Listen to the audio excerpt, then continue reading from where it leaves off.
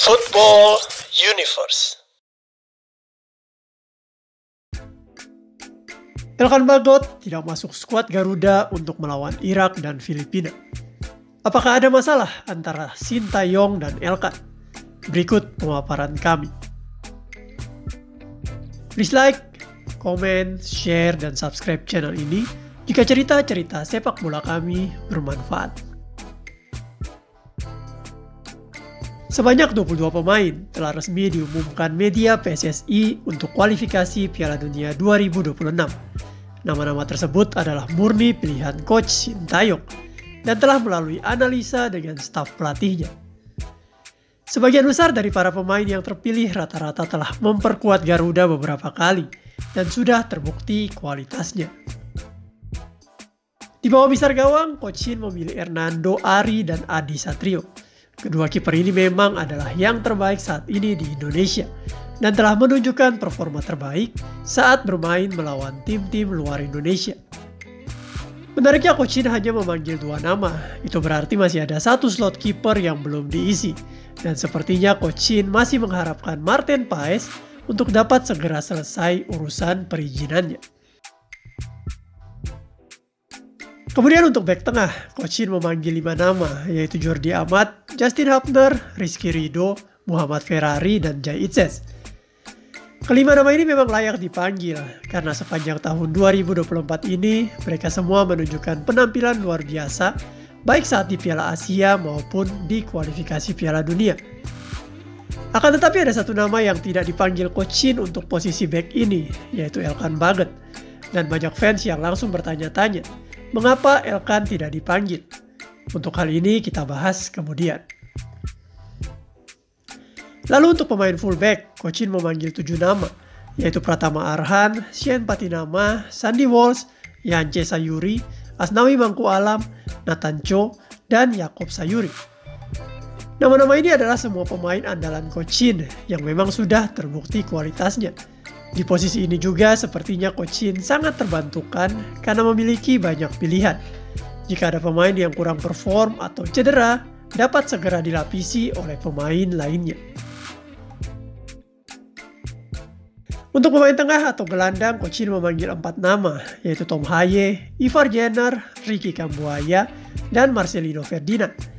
Dari 4 nama ini mungkin Tom Haye saja yang belum pernah merasakan bermain di GBK.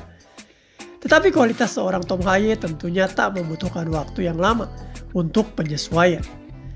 Dengan 4 gelandang ini dijamin lini tengah Indonesia akan semakin efektif.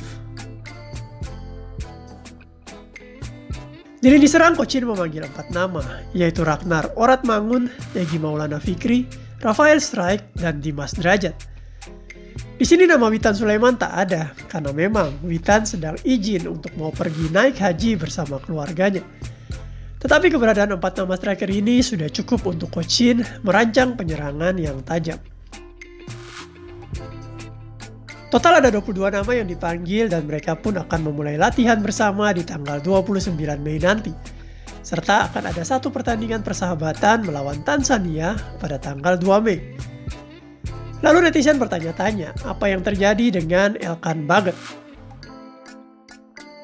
Jika dilihat dari Instagramnya, Elkan sedang berlibur ke Maldives.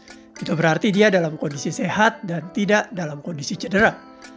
Dari segi permainan juga Elkan masih menunjukkan penampilan yang menawan saat dipinjamkan ke Bristol City.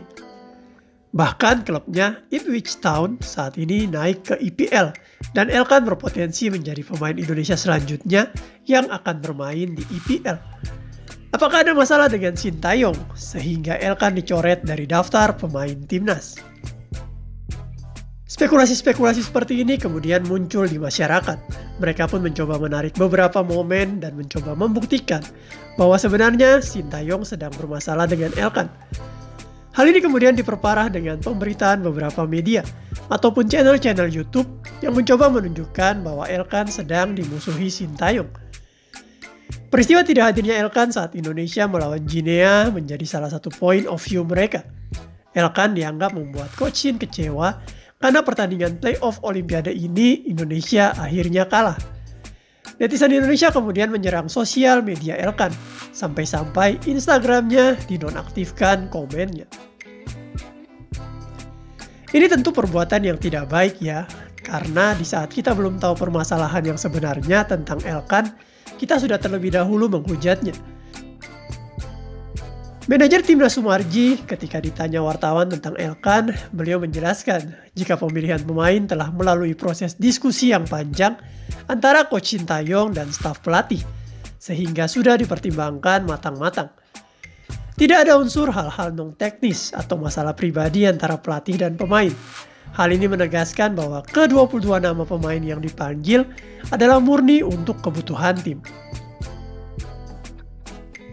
Pernyataan Sumarji ini kemudian dipertegas lagi oleh Ketua Umum PSSI, Erick Thohir. Beliau mengatakan bahwa ketika timnas U23 bertanding dan harus masuk playoff Olimpiade, Elkan jelas terkendala masalah jadwal atau kalendernya. Karena Elkan sebenarnya sudah punya jadwal lain yang tak bisa diganggu dengan tiba-tiba. Sehingga dengan pertimbangan ini, Elkan tak bisa hadir di playoff Olimpiade. Jika ada netizen atau media yang membesar-besarkan berita bahwa karena playoff Olimpiade ini, maka Sintayong kesal sama Elkan, itu adalah salah besar. Erick Thohir juga menyampaikan bahwa Elkan masih punya rasa nasionalisme yang tinggi untuk Indonesia, sehingga jangan terlalu negatif thinking. Saat ini masih ada kemungkinan untuk Elkan dapat dipanggil juga, karena nama-nama yang dipanggil Coach Sintayong belum memenuhi kuota. Sehingga bisa jadi Elkan bergabung di menit-menit akhir. Tetapi jika Elkan tak masuk timnas untuk kualifikasi Piala Dunia melawan Irak dan Vietnam, pasti ada alasan yang kuat. Disinyalir juga Elkan saat ini posisinya di klub Ipswich Town sedang terancam karena mereka naik ke IPL. Dan kemungkinan Elkan akan dilepas atau dipinjamkan lagi ke klub lain. Elkan mungkin bersama agennya harus bergerak cepat agar mendapatkan klub baru sehingga di musim depan Elkan tidak nganggur. Hal ini yang tak terekspos media sehingga terkesan Elkan tak mau gabung di timnas atau Elkan sedang dimusuhi oleh Sintayong. Yang pasti Elkan adalah pemain muda berbakat dan dengan fisik proporsional untuk posisi back sentral. Di beberapa kesempatan dia juga telah menunjukkan kualitasnya di lini belakang Garuda dan telah mencetak gol juga untuk Garuda. Dari segi kesetiaan, sepertinya Elkan sangat setia kepada timnas Indonesia, sehingga untuk rumor-rumor yang beredar, kita abaikan saja. Kedepan kita harapkan Elkan dapat bermain kembali secepatnya untuk Garuda, dan bekerja sama dengan Coach Shin untuk mengantarkan Merah Putih ke level dunia. Untuk para netizen timnas, kami mohon lagi agar terus mendukung timnas dengan cara positif.